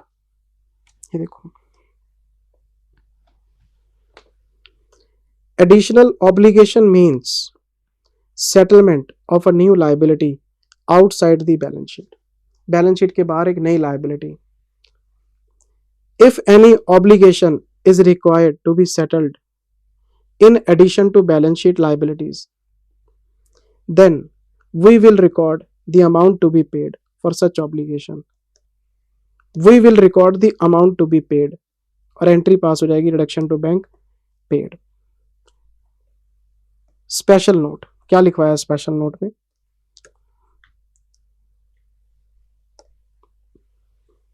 we will never consider gross payable amount of additional obligation, कभी भी ग्रॉस पेबल अमाउंट नहीं देखना, and sacrifice out of it, ना ही कभी सेक्रीफाइस देखना है। We will record only payment to be made, सिर्फ पेमेंट को रिकॉर्ड करना है। अब जैसे प्रेफरेंस डिविडेंड है 5 साल का, एडिशनल लायबिलिटी आपकी 3 साल का वेव ऑफ कर दिया, 2 साल का पे ऑफ करना है, तो इसको रिकॉर्ड करेंगे, बस इसको इग्नोर कर देंगे, इसको इग्नोर कर देंगे, सिर्फ पेमेंट 2 साल की करनी है, उसके ऊपर एंट्री मारेंगे। देखो मैंने आपको लिखवाया भी होगा, ये देखो, we will not consider the gross dividend of 5 years, 5 years पे कांटा मारो, as well as sacrificed amount for 3 years, 3 years पे भी कांटा मारो। We will record directly 2 years payment for the dividend. पहले 5 साल का अकाउंट खोलोगे, फिर 3 साल का अकाउंट बंद करोगे, क्या नाटक चल रहे हैं। सीधी 2 साल की पेमेंट है, लॉस को रिकॉर्ड करके परे मारो। आप एडिशनल ऑब्लिगेशन पे फोकस करो, आपको कोई रिकंस्ट्रक्शन एक्सपेंस मिल जाए, कोई डिविडेंड मिल जाए, कोई पेनल्टी मिल जाए, कोई कॉम्पनसेशन मिल जाए, पेमेंट पे फोकस किया करो बस। ये देखो, फिर मैंने आपको क्वेश्चन नंबर 6 कराया। 6 करवाने के बाद कितना लेंथी क्वेश्चन था, देखो बैलेंस शीट रिडक्शन, क्वेश्चन बहुत लेंथी होते हैं सर, इसके टाइम बहुत लग जाता है। फिर लेक्चर नंबर 4 आ गया। लेक्चर नंबर 4 में क्या कराया, क्वेश्चन नंबर 5 कराया पहले आपको, entries, balance sheet, reduction, notes to accounts, same format है। फिर 9 कराया आपको, चलते गए चलते गए चलते गए चलते गए, 9 के बाद 8 कराया आपको, चलते गए चलते गए चलते गए चलते गए चलते गए चलते गए, फिर हमारा 5वां वीडियो आ गया, क्वेश्चन नंबर 7 कराया आपको, entries, balance sheet, question number 10 कराया आपको। बड़े लेंथी क्वेश्चन थे सर। क्वेश्चन नंबर 10 कराया आपको, फिर वीडियो नंबर 6 आ गया, और मैं कॉन्सेप्ट नंबर 8 पे आ गया, reduction in paid up value पर शेयर। Very very important. कौन सा कॉन्सेप्ट है, 8। आपको याद है ना, चैप्टर के 4 हिस्से हैं, compromise arrangement, share surrender, alteration of capital और फॉर्मेशन ऑफ स्कीम। पहला यूनिट हमने उठाया कॉम्प्रोमाइज अरेंजमेंट, उसमें कॉन्सेप्ट नंबर 1 बताया मैंने रीवैल्यूएशन ऑफ एसेट्स का, 2 बताया मैंने फिक्टिशियस एसेट्स का, 3 बताया रिजर्व्स का, 4 बताया अरेंजमेंट ऑफ फंड्स का, 5 बताया conversion, reduction, written down face value का, 6th बताया चेंज इन नेम का, और 7th बताया आपको एडिशनल ऑब्लिगेशन का। कॉन्सेप्ट नंबर 8 में खड़ा हूं, कॉन्सेप्ट नंबर 8 ये है पेड अप वैल्यू का कॉन्सेप्ट। ये बहुत इंपॉर्टेंट कॉन्सेप्ट है, और इसमें कंपनी अपने शेयर होल्डर को महामूर्ख बना के निकल जाती है। मैंने पूरी कहानी सुनाई थी, और मैंने ये भी बताया था कि आजकल के इन्वेस्टर, आजकल के बच्चे बहुत पढ़े लिखे हैं, इन चक्करों में नहीं फंसते। ये पुराना कॉन्सेप्ट है, लेकिन क्वेश्चन में देखने को मिलता है। क्या बताया था, 10,000 shares of 10 each converted into 5 each, अगर ये वर्डिंग है तो आप एक एंट्री पास करेंगे, ये 1,00,000 रुपए, 50,000 रुपए, 50,000 रुपए। और इस कॉन्सेप्ट में आपने क्या किया, पुरानी फेस वैल्यू को हटा के नई फेस वैल्यू रिप्लेस कर दी। Old face value debit, new face value credit, old face value debit, new face value credit, entry pass हो गई। इसको हम कहते हैं change in face value. Conversion, reduction, written down, redesign, कुछ भी लिखा हो यही करना है। अब मैंने इसका कंपैरिजन आपको नई वर्डिंग के साथ कराना है। मैंने क्लास में भी ऐसे ही पढ़ाया था आपको। इसका कंपैरिजन अब आपको मिलेगा इस तरह से। 10,000 shares of 10 each converted into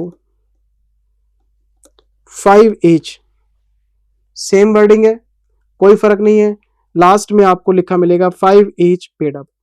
ये दो स्पेशल वर्ड लास्ट में ऐड हो जाते हैं, ये दो स्पेशल वर्ड लास्ट में ऐड हो जाते हैं। आपने 10,000 शेयर्स 10 ईच के 5 ईच पेड अप में कन्वर्ट किए हैं। तो अगर आप इस वर्डिंग को कंपेयर करें तो ईच के साथ एक स्पेशल वर्ड इन्होंने ऐड कर दिया, पेड अप।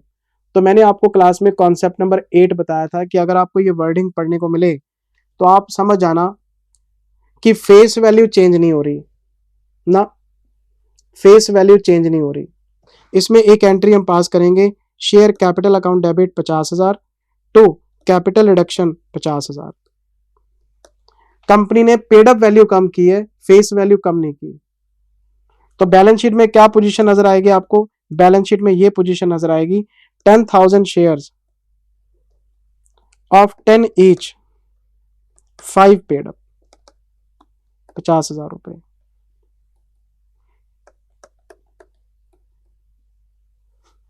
इसको बोलते हैं शेयर कैपिटल में सैक्रिफाइस मांगना in the form of paid up. क्या हमने 10 रुपए डेबिट किए ना, क्या 5 रुपए क्रेडिट किए ना, क्या फेस वैल्यू रिवाइज की ना, हमने सीधी एंट्री मार दी capital account debit to reduction और नरेशन में लिख देते हैं being paid up value reduced. और इसके कॉन्सिक्वेंसेस मैंने आपको बताए थे।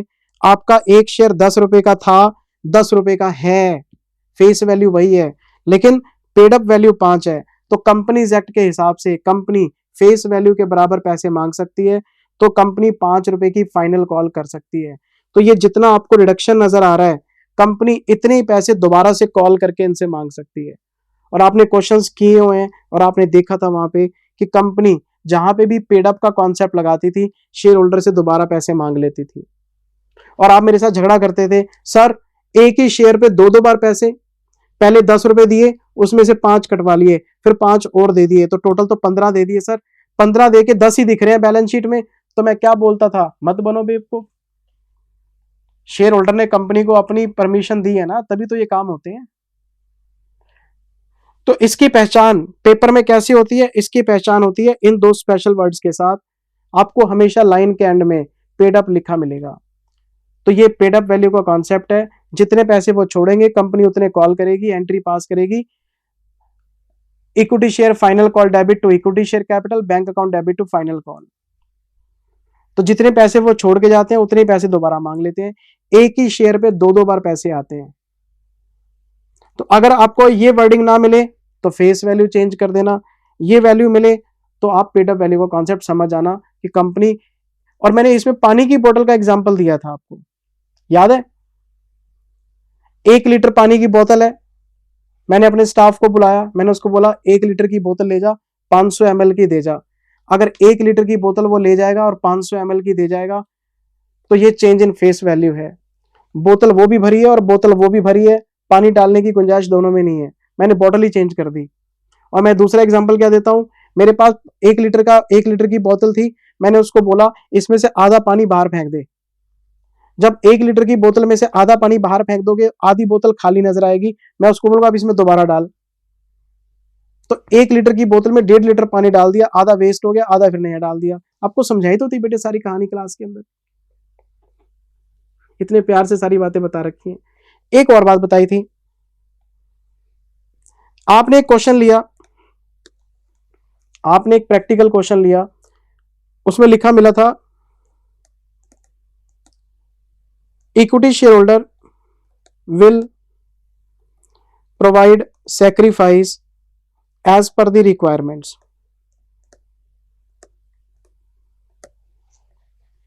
इक्विटी शेयर होल्डर आपको सैक्रिफाइस करेगा आपकी जरूरत के हिसाब से। तो हम क्या करते थे, कैपिटल रिडक्शन अकाउंट बनाते थे, सारी एंट्रीज डाल देते थे, फिर उसमें पैसा शॉर्ट पड़ता था, डेफिसिट पड़ता था, तो जितना डेफिसिट होता था हम लिख लेते थे bye equity share capital balancing figure, कि इक्विटी शेयर होल्डर वाले कहते हैं जितना पैसा निकालना है निकाल लो आपकी जरूरत के हिसाब से। तो हम कैपिटल रिडक्शन अकाउंट में बैलेंसिंग फिगर पैसा कैपिटल से ले लेते थे। तो मैंने यहाँ पे भी बताया था कि अगर ऐसी कोई लाइन लिखी मिल जाए तो आपको नई फेस वैल्यू नहीं बता रहा, देखो आप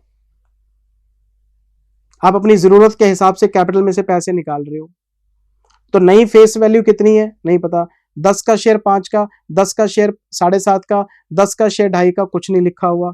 तो अगर क्वेश्चन आपको नई फेस वैल्यू के बारे में क्लियरली नहीं बताता तो ऐसे क्वेश्चन भी पेड अप के ही माने जाएंगे।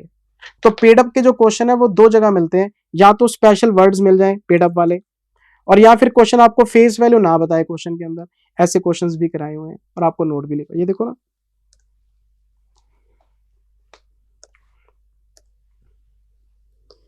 in case paid up value is reduced for sacrifice in shares then we will not change the face value।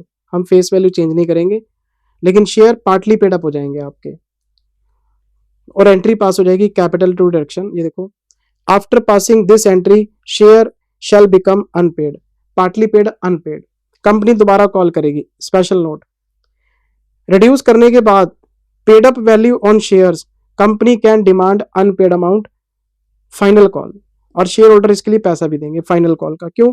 Companies act के हिसाब से फेस वैल्यू के बराबर पैसा देना पड़ेगा उनको। बेवकूफ बना दिया हमने शेयर होल्डर को। फिर मैंने आपको क्वेश्चंस की पहचान के लिए नोट लिखवाया था, ये देखो सब बातें लिखवाई हुई है बेटे। Identification of partly paid up share in practical question in exams, कैसे पहचानोगे? या तो आपको पेड अप का टैग लगा मिलेगा, और दूसरा case new face value is not directly mentioned in the question. If paid up tag is not found, अगर आपको पेड अप का टैग नहीं मिला, as well as new face value भी नहीं मिली, तो हम ये मान लेंगे कि कॉन्सेप्ट नंबर 8 ही लगेगा, हम पेड अप का क्वेश्चन बनाएंगे। और इसके ऊपर प्रैक्टिस भी कराई थी आपको। इसका मतलब ये हुआ कि 10,000 शेयर इंटू 10,000 शेयर इंटू 5, ये तो फेस वैल्यू चेंज हो रही है। 10,000 share into 10, 10,000 share into 10, 5 paid up, ये पेड अप वैल्यू का कॉन्सेप्ट है। ये दो तरह के आपके शेयर कैपिटल के कॉन्सेप्ट बनते हैं, और मैंने आपको ये क्वेश्चंस कराए हुए हैं क्लास के अंदर, सारे कराए हुए हैं बेटे। देखो आप इसके नीचे कॉन्सेप्ट के नीचे क्वेश्चन मिलेंगे आपको चेक कराता हूं। ऐसा कभी हुआ ही नहीं कि मैंने कहानी सुना के छोड़ दिया हो, प्रैक्टिस कराई है आपको। 13th क्वेश्चन कराया, देखो। फिर इसके बाद मैंने आपको 12th कराया, वेरी वेरी इंपॉर्टेंट मार्क किया हुआ है।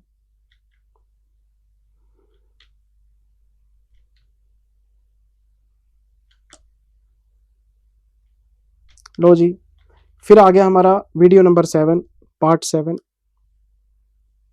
लेकिन हमारा एक यूनिट खत्म हो गया, कौन सा? Compromise arrangement. तो कॉम्प्रोमाइज अरेंजमेंट में सैक्रिफाइस की कहानी थी, और टोटल मैंने आपको 8 कॉन्सेप्ट एडिशनल बताए थे। एसेट्स का रीवैल्यूएशन बताया, फिक्टिशियस को राइट ऑफ करना बताया, गुडविल को राइट ऑफ करने के बारे में बताया। 2 कॉन्सेप्ट तो इस पे कवर हो गए। तीसरा हमारा रिजर्व्स के ऊपर था कि रिजर्व्स को यूज करना है। अरेंजमेंट ऑफ फंड्स में कैश मंगवाएंगे, फेस वैल्यू कन्वर्ट करेंगे, कंपनी का नाम बदलेंगे, एडिशनल ऑब्लिगेशन को डायरेक्टली पे करेंगे, और पेडअप का टैग होगा तो फिर पेडअप में दोबारा से कॉल करके 2 बार पैसे मांगेंगे। तो ये हमारा यूनिट नंबर 1 था, कॉम्प्रोमाइज। फिर मैं यूनिट नंबर 2 पे आ गया। ये हमारा है share surrender. Share surrender very very very very very very very very very very important आपको लिखवाया हुआ है। और इसको समझाने के लिए मैंने आपको सिंपल सी इक्वेशन बना के दिखाई दी। ये देखो 10,000 shares of 10 each converted into 5 each. पहला case 10,000 shares of 10 each converted into 5 paid up, 5 each last में लिख दिया पेड अप। इन दोनों की आपको एंट्री बनानी आती है। इसकी एंट्री क्या पास होगी, ये सबको इसकी एंट्री बनानी आती है।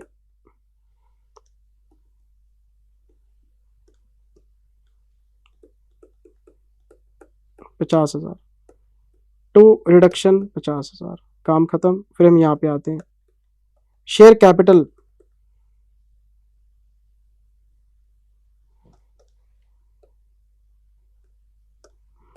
डेबिट 50,000 टू रिडक्शन 50,000, कोई फेस वैल्यू चेंज नहीं होती, पेड अप कम हो गया। और बैलेंस शीट में लिखेंगे 10,000 shares of 10 each 5 paid up, इस तरह से लिखेंगे हम। चलो आगे चलते हैं। ये तीसरा केस है, तीसरा और लास्ट केस है। या तो फेस वैल्यू बदलो, या पेड अप वैल्यू बदलो, या फिर नंबर ऑफ शेयर ही बदल दो। इन दोनों कॉन्सेप्ट के अंदर अगर आप देखें तो शेयर आपके पहले भी 10,000 है, शेयर आपके बाद में भी 10,000 है। देखो कैसे हमने इसको इस तरह से कन्वर्ट कर लिया, हमने इसमें भी इस तरह से कन्वर्ट कर लिया।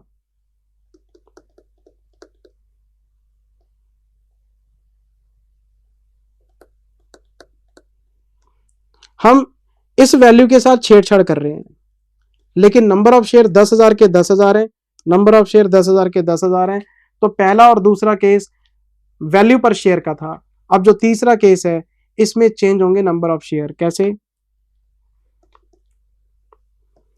10,000 शेयर्स ऑफ 10 ईच सरेंडर्ड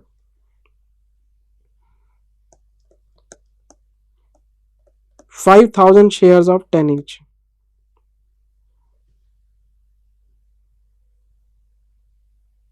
नहीं समझे? हम इसमें 10,000 शेयर्स को 5,000 शेयर बनाना चाहते हैं। हमने शेयर होल्डर को बोला ना हमें 5 रुपए की फेस वैल्यू चाहिए, ना हमें 5 रुपए का पेड अप वैल्यू चाहिए, हम आपसे 50,000 रुपए मांग रहे हैं। तो वो 50,000 रुपए के शेयर दे दो आप हमें। भाई आपकी कैपिटल तो 50,000 ही होनी है ना। 10,000 इंटू 5 लिखो, 10,000 इंटू 10 ईच 5 पेड अप लिखो, या फिर 5,000 इंटू 10 लिखो। हम आपसे ना फेस वैल्यू का सैक्रिफाइस मांग रहे हैं, ना पेड अप का, हम तो आपसे नंबर ऑफ शेयर मांग रहे हैं। तो इसमें एक एंट्री पास हो जाती है। फिर हम इसमें क्या करेंगे, शेयर कैपिटल अकाउंट डेबिट 50,000।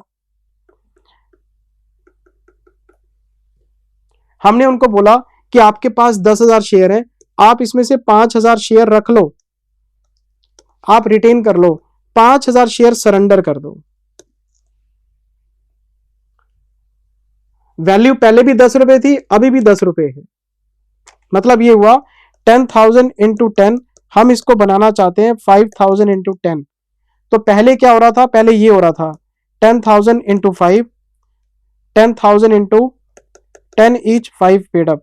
यहां भी 50,000 है, यहां भी 50,000 है, यहां भी 50,000 है। बस यहां पे क्या हुआ, इस वैल्यू को छेड़छाड़ नहीं की हमने, हमने 5,000 शेयर ले लिए उनसे। तो जब हम इक्विटी शेयर होल्डर से नंबर ऑफ शेयर ले लेते हैं तो हम इसको शेयर सरेंडर बोल देते हैं।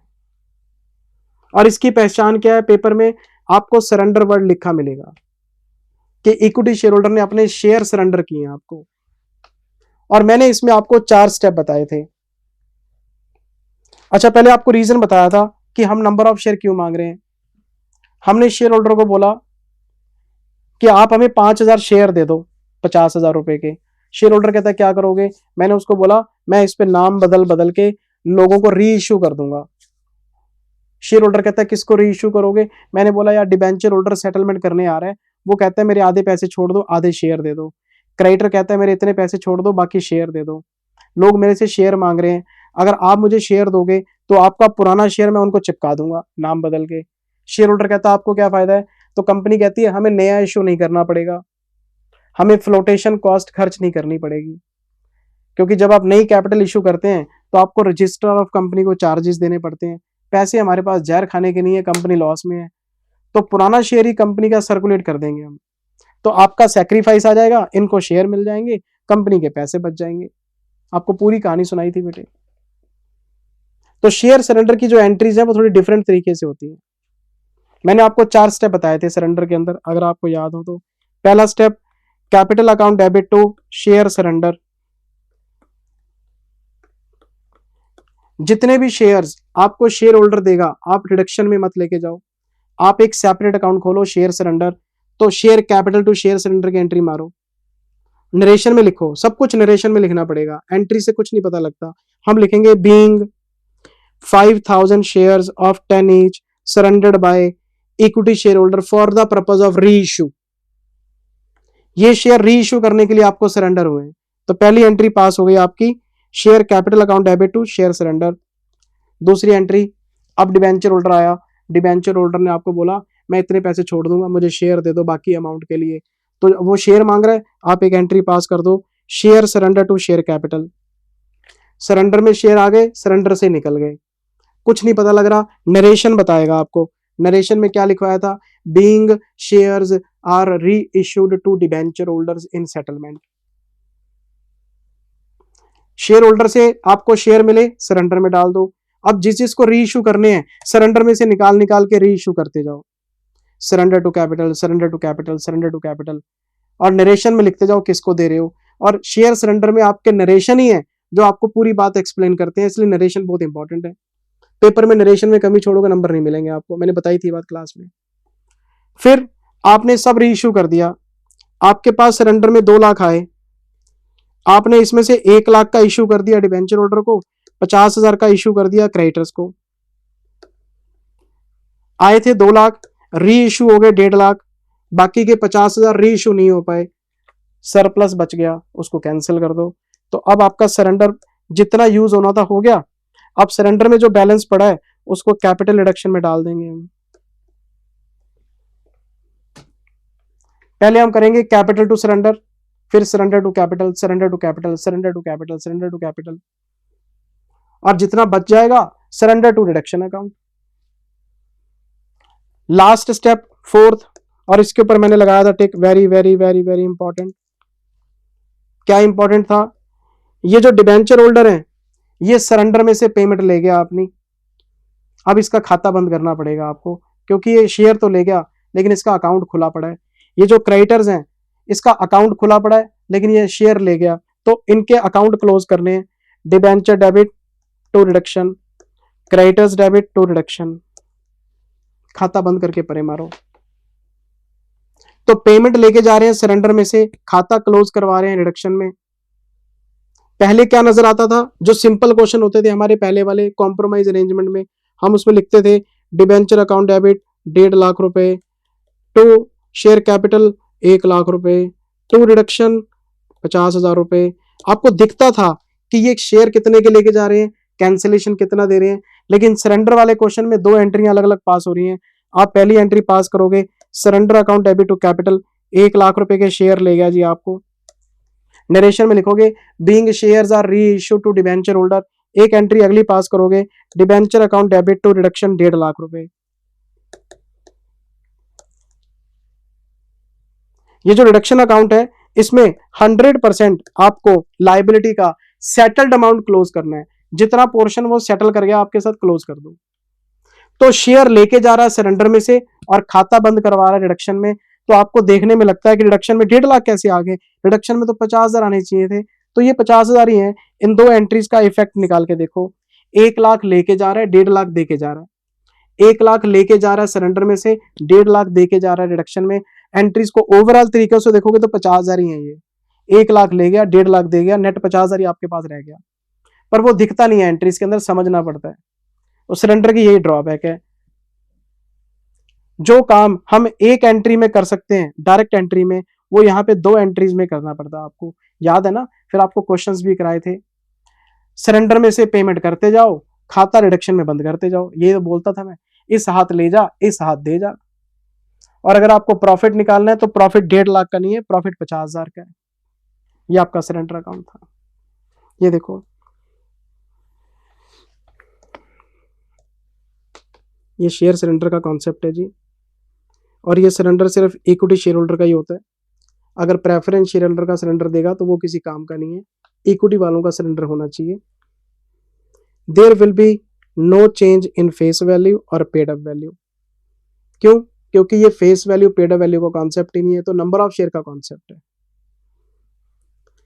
If shares are surrendered by equity share holders for the purpose of re issue to outsider, then following step should be applied. ये देखो क्या लिखा हुआ है, company avoids new issue of shares to save issue expense. तो company reissue existing share, पुराने share को circulate कर देते हैं। पहली entry capital to surrender account, being share surrendered. फिर surrender account debit to equity capital, being share reissued to outsider, उसका नाम लिखते चलेंगे। फिर तीसरा share surrender to reduction, cancel हो गया जी, जो अनयूटिलाइज्ड बैलेंस है वो कैंसिल हो गया। और फिर खाता क्लोज कर दो, ये रहा चौथा step. Settled liability will be transferred to reduction with 100% amount, close कर दो। क्रेडिटर को बंद कर दो, डिबेंचर को बंद कर दो, रिडक्शन में डाल दो। ये मत समझना कि आपको पूरा अमाउंट मिल गया ना, इस एंट्री में ले गया, इस एंट्री में ले गया और इस एंट्री में दे गया, नेट इफेक्ट आपको प्रॉफिट नजर आएगा। ये आपको बताया था बेटे। फिर इसके नीचे आपको क्वेश्चंस कराए थे, ये देखो, ये क्वेश्चन नंबर 14 कराया था। आपके पास 7,20,000 का सरेंडर आया था, इसमें से 5 लाख के आपने डिबेंचर होल्डर को इश्यू किए थे। 7,20 में से 5 लाख डिबेंचर होल्डर ले गया, 2,20 रह गए। ये डिबेंचर होल्डर का खाता बंद कर दिया था हमने। ये देखो, 5 लाख के शेयर ले गया डिबेंचर होल्डर, 1470 आपको दे गया। अगर 5 लाख लेके जा रहा है, 1470 आपको दे के जा रहा है, तो 970 का ही नेट प्रॉफिट है आपके पास। लेकिन वो 2 एंट्रीज में नजर आता है, एक एंट्री में नहीं, समझना पड़ता है इसको। सरेंडर टेढ़ी मेढ़ी स्कीम का नाम दिया था मैंने। इसी तरह से आप आगे देखो, क्रेडिटर्स के साथ भी ऐसा ही हुआ था।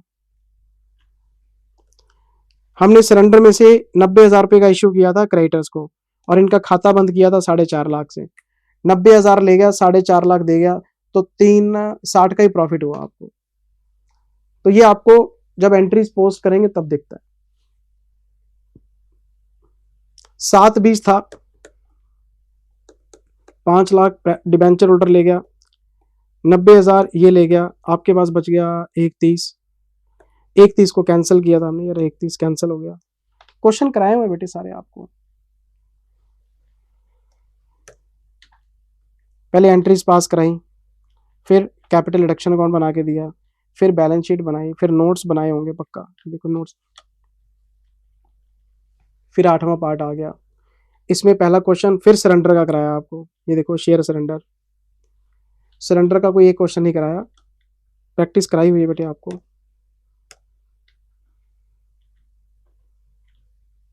बैलेंस शीट, फिर नोट्स,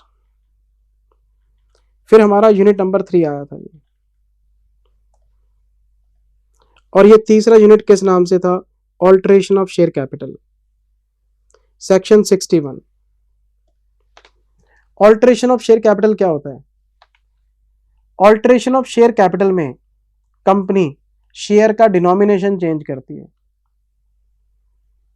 इसके 3 पार्ट होते हैं बेटे, सब डिवीजन करना, कंसोलिडेशन करना या इक्विटी स्टॉक बनाना। ये इसके 3 पार्ट होते हैं, सब डिवीजन, कंसोलिडेशन या इक्विटी स्टॉक। मतलब क्या है? मेरे पास एक शेयर है 100 रुपए का, मैंने 10 शेयर बना लिए 10 रुपए के। मेरे पास एक नोट है जेब में 100 रुपए का, मैं किसी दुकानदार के पास गया, उसको यार 10-10 रुपए के 10 नोट देना। तो इसकी ओवरऑल वैल्यू क्या है 100 और इसकी ओवर वैल्यू क्या है 100। क्या कोई नुकसान हुआ? नहीं। हमने हाई डिनोमिनेशन के शेयर को लो डिनोमिनेशन का कर दिया है, एक शेयर को 10 शेयर में कन्वर्ट कर लिया। इसको बोलते हैं ऑल्टरेशन ऑफ शेयर कैपिटल। ये है सब डिवीजन। और मैंने इसका फायदा बताया था। फायदा क्या था? मान लो रिलायंस वालों का एक शेयर मान लेते हैं 4200 रुपए का है। फॉर एग्जाम्पल रिलायंस का एक शेयर अगर 4200 का है, मैं नेस्ले की बात करता हूं, नेस्ले का एक शेयर 22,000 रुपए का है, तो 22,000 रुपए लगाना बड़ा मुश्किल काम है। तो इन्होंने क्या किया, एक शेयर के 10 शेयर बना लिए, तो 22,000 का शेयर 2200 का रह जाएगा, क्योंकि इन्होंने स्प्लिट ऑफ कर लिया। इसको सब डिवीजन बोलते हैं। तो एक आम आदमी को 2200 रुपए का शेयर खरीदना तो आसान है, 2200 का बेचना भी आसान है, 22,000 का खरीदना बड़ा मुश्किल है सर। तो कंपनी छोटे इन्वेस्टर को टारगेट नहीं कर पाती। तो अगर कोई कंपनी सब डिवीजन में जाती है तो शेयर का सर्कुलेशन बढ़ जाता है उससे, क्योंकि लो डिनोमिनेशन के शेयर खरीदने और बेचने आसान है सर। मेरी बात समझ रहे हैं? दिल्ली में फ्लैट का कॉन्सेप्ट है, एक प्लॉट है, प्लॉट की कीमत है 25 करोड़ और उसको बनाने में लगते हैं 4 करोड़, 30 करोड़ हो गया। तो एक फ्लोर 6-7 करोड़ का तो यहां लोग ले लेते हैं, लेकिन पूरी बिल्डिंग 30 करोड़ की लेना बड़ा मुश्किल काम है।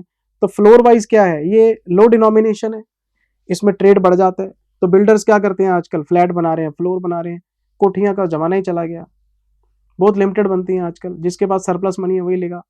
तो जब हम सब डिवीजन में जाते हैं, मैंने आपको बताया था शेयर होल्डर को खरीदना और बेचना आसान हो जाता है। तो कंपनी जब ज्यादा शेयर होल्डर को टारगेट करती है कि हमारे शेयर का सर्कुलेशन बढ़े, इसका ट्रेड बढ़े, तो महंगे शेयर को सस्ते शेयर में तोड़ देते हैं। और इसमें होता क्या है, एक एंट्री पास करनी होती है, शेयर कैपिटल डेबिट 100 रुपए, मान लेते हैं 1 लाख रुपए के हैं, टू शेयर कैपिटल 10 रुपए, ये भी 1 लाख रुपए की है। हम इसमें लिख देते हैं बीइंग ₹100 शेयर सब divided into ₹10 share. Number of share भी लिख देते हैं इसके अंदर। क्या इसमें कैपिटल रिडक्शन इन्वॉल्व होता है? नहीं, ये तो ऑल्टरेशन ऑफ शेयर कैपिटल का चैप्टर है ना, तीसरा यूनिट है ये। हम ना तो किसी से सैक्रिफाइस मांग रहे हैं, ना कोई लॉस राइट ऑफ कर रहे हैं, हमने शेयर की डिनोमिनेशन चेंज करने की एंट्रियां डाली हैं। महंगे शेयर को सस्ते शेयर में, हाई डिनोमिनेशन को लो डिनोमिनेशन में लेके जा रहे हो। 100 का एक शेयर, 10-10 के 10 शेयर, वैल्यू पहले भी सेम है, अभी भी सेम है, बस फेस वैल्यू बदल गई, नंबर ऑफ शेयर 10 टाइम्स हो जाएंगे आपके। अगर पहले शेयर 10,000 है, अब 1 लाख हो जाएंगे। उसको लिख देते हैं बीइंग 10,000 शेयर ऑफ 100 ईच सब divided into 1 lakh share of 10 each, ये होता है।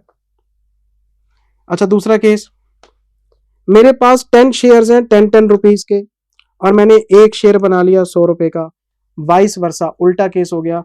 इसको बोलते हैं कंसोलिडेशन। जब हम लो डिनोमिनेशन को हाई डिनोमिनेशन में कन्वर्ट करते हैं, इसको हम बोलते हैं कंसोलिडेशन। तो कंसोलिडेशन में नंबर ऑफ शेयर कम हो जाते हैं। अगर यहाँ पे नंबर ऑफ शेयर 1 लाख है, तो यहाँ पे नंबर ऑफ शेयर 10,000 ही रह जाएंगे, क्योंकि 10 का 1 बना दिया आपने, वाइस वर्सा केस है। अब आप कहेंगे सर ये क्यों करते हैं, मैंने इसका भी लॉजिक बताया था। जब कंपनी को लगता है कि यार ईपीएस गिर रही है, क्योंकि नंबर ऑफ शेयर हमारे 1 लाख है, तो कंपनी क्या करती है, ईपीएस को बढ़ाने के लिए शेयर कंसोलिडेट करती है। जब डिनोमिनेटर में 10,000 रखेंगे तो ईपीएस का इंप्रूवमेंट नजर आता है आपको। प्रॉफिट को 1 लाख से डिवाइड करोगे, ईपीएस कम नजर आएगी, 10,000 से डिवाइड करोगे, ईपीएस ज्यादा नजर आएगी। तो जब कोई कंपनी ईपीएस को इंप्रूव करना चाहती है तो कंसोलिडेशन में जाती है। एंट्री उल्टी हो जाएगी, share capital debit 10 rupees to share capital 100 रुपए, और एंट्री में लिख देते हैं being 1 lakh share of 10 each consolidated into 10,000 share of 100 each. बस एंट्री उल्टी हो जाती है। क्या कोई रिडक्शन इन्वॉल्व होगा? नो, कोई सैक्रिफाइस थोड़ा ना मांग रहे हैं, ऑल्टरेशन ऑफ शेयर कैपिटल है। तो शेयर बढ़ाने हैं तो सब डिवीजन, कम करने हैं तो कंसोलिडेशन। फिर इसमें तीसरा पार्ट था इक्विटी स्टॉक का। इक्विटी स्टॉक का बैलेंस शीट में कंपनी के पास 10,000 शेयर्स हैं 10 ईच के, 1 लाख रुपए के।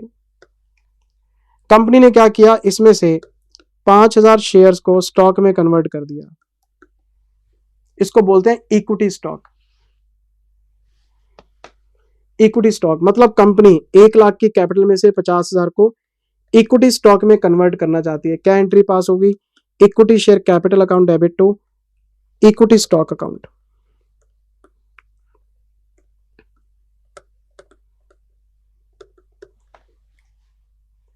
ये फेस वैल्यू है 10 रुपए की। कभी भी आप कैपिटल को इक्विटी स्टॉक पे कन्वर्ट कर सकते हो और कभी भी इक्विटी स्टॉक को वाइस वर्सा कैपिटल में कन्वर्ट कर सकते हो। मैंने कुछ बातें और बताई थी आपको कि इक्विटी स्टॉक क्या होता है। इक्विटी स्टॉक बंडल है शेयर्स का। आपके पास 5,000 शेयर हैं 10-10 रुपए के, आपने उन 5,000 शेयर्स को इकट्ठा किया, उसके 50,000 रुपए बनाए, गांठ मार के आपने साइड में कर दिए। अब उसकी कोई फेस वैल्यू नहीं है। अब आप इक्विटी स्टॉक बोलोगे 50,000 रुपए का जी, नंबर ऑफ शेयर पता नहीं, फेस वैल्यू पता नहीं। आपने नंबर ऑफ शेयर भी हटा दिए, फेस वैल्यू भी हटा दी, आपने 50,000 रुपए को इकट्ठा करके बंडल बना के साइड में कर दिया। अब बैलेंस शीट में क्या होगा? नई बैलेंस शीट में आपको कैपिटल इस तरह से नजर आएगी। Share capital 5,000 shares of 10 each 50,000, equity stock 50,000, 1,00,000 रुपए। इक्विटी स्टॉक की कोई फेस वैल्यू नहीं होती, ये तो अमाउंट का एक बंडल है जी। क्यों करते हैं ऐसा? कंपनी ने अपने 10,000 शेयर 5,000 बना के 5,000 का बंडल क्यों बना दिया? कंपनी अपने शेयर का सर्कुलेशन मार्केट में कम करना चाहती है। जब कंपनी को लगता है कि कोई बंदा हमारी कंपनी के शेयर के पीछे पड़ गया और वो हमें धीरे धीरे खरीदे जा रहा है, खरीदे जा रहा है, वो एक दिन हमें कंट्रोल करने की पोजीशन में आ जाएगा, तो हमने क्या करा? कंपनी का सर्कुलेशन ही कम कर दिया, ना मार्केट में शेयर होंगे ना वो खरीदेगा। लेकिन इसकी कुछ कंडीशन थी, आर्टिकल ऑफ एसोसिएशन में इसका प्रावधान होना चाहिए, आपको एजीएम में ऑर्डिनरी रेजोल्यूशन पास करना पड़ेगा और 30 दिन के अंदर अंदर जब आप इक्विटी स्टॉक बनाएंगे आपको आरओसी को बताना पड़ेगा, रजिस्ट्रार ऑफ कंपनी को बताना पड़ेगा। एंट्रियां बहुत आसान है, capital to stock, stock to capital, 2 एंट्रियां पास होती हैं। ये बन गया, तो पब्लिक सर्कुलेशन से शेयर बाहर हो जाते हैं। तो कैपिटल कंपनी के पास है लेकिन शेयर नजर नहीं आएंगे आपको। अब आप बोलेंगे सर ईपीएस, ईपीएस 5,000 शेयर के हिसाब से दिखेगी आपको। सब मैनिपुलेशन है सर, सब लूप होल्स हैं सर, और क्या है, और कुछ नहीं है। ये हमारा तीसरा केस था। चौथा, ये हमारा सब डिवीजन हो गया, ये कंसोलिडेशन हो गया, आपकी कॉपी में लिखा हुआ पढ़ लेना बेटे। ये फिर हम आगे थे लेक्चर नंबर 9 में, ये था formation of scheme. Formation of scheme की स्कीम बनाते कैसे हैं, इसकी कोई थ्योरी तो है नहीं, इसका एक क्वेश्चन कराया था आपको कि कंपनी स्कीम कैसे बनाती है।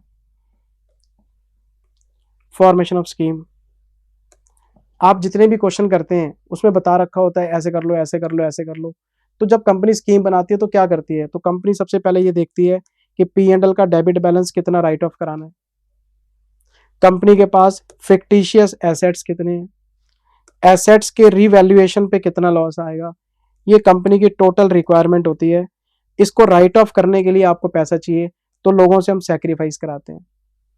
लेकिन अगर आपको क्वेश्चन में स्कीम बनाने के लिए बोले तो आपको ये तो पता ही नहीं कि फाइनेंसर कितना देगा, आउटसाइडर कितना देगा। तो मैंने आपको बताया था ये सारी बर्डन इक्विटी शेयर होल्डर पे डाल देना। प्रैक्टिकल लाइफ में तो एक एक करके सबसे बात करते हैं और सेक्रीफाइस लेते हैं।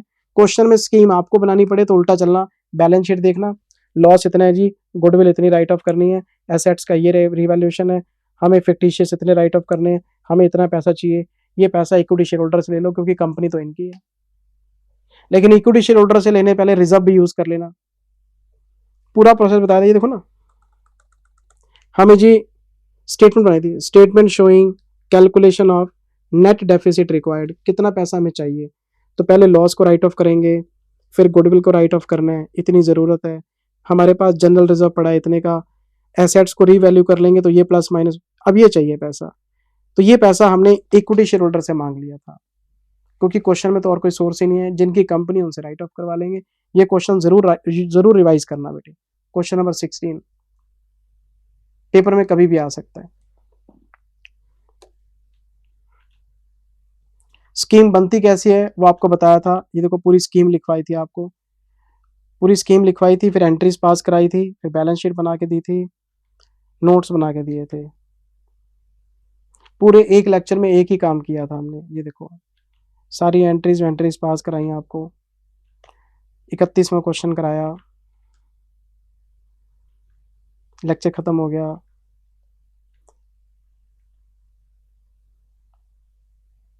बीच में एक लेक्चर और भी तो आया था, हाँ ये रहा जी, ये हमारा 10th लेक्चर है।